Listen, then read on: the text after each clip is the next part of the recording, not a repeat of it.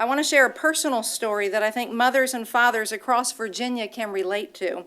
What you're about to hear is the result of years of highly paid lawyers lobbying to some of Virginia's elected officials and policymakers to side with the abortion industry at the cost of destroying parental rights.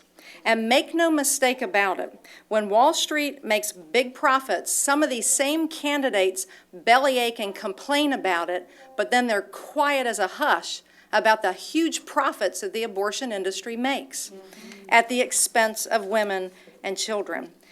When one of my daughters turned 14 years old, we needed to go get her a basic sports physical at our local pediatrician, whom we've known for quite some time.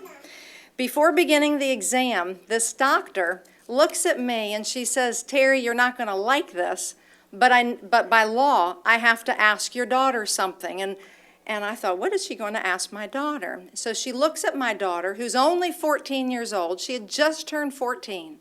And she asks, "Can your mother stay in the room with us?" Well, not only did I feel my blood pressure shoot through the ceiling, after my initial shock, she informs me as to how parental rights have been systematically destroyed by politicians who sell out to the abortion industry, which profits from scared, young, pregnant teenagers and young women. My child's doctor, I'm sitting in this little, pediatric examining room. My child's doctor looks at me and she says, "Terry, the way the law is right now, your daughter could have syphilis, be so sick with gonorrhea, and pregnant at the same time. And by law," my doctor said, "she cannot tell me." There is something so wrong in this picture. Our children, our parental rights are being taken from us, and it's politically driven. My child's doctor informs me that under current Virginia law, when a child turns 14 years old, there are certain occasions upon which minors are deemed adults for the purpose of consent. And wouldn't you know, that happens to include sexually transmitted diseases and pregnancy.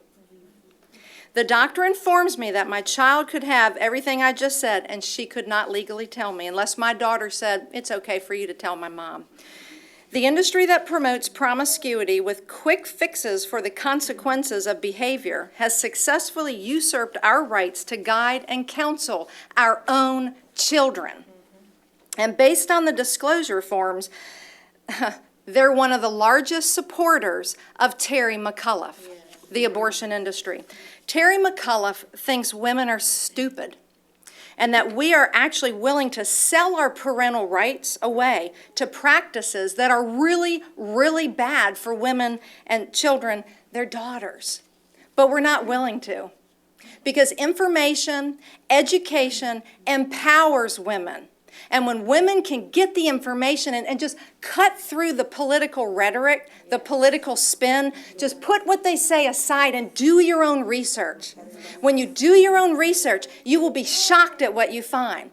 And what I'm here to tell every reporter and every adult in Virginia, women, men, fathers, and mothers, if we quit paying attention to what the facts are, we can kiss our children goodbye, and we can kiss our parental rights goodbye, and we will have more deaths in the state of Virginia due to this abortion industry. It is time to wake up before we lose our children. Wake up, Virginia voters.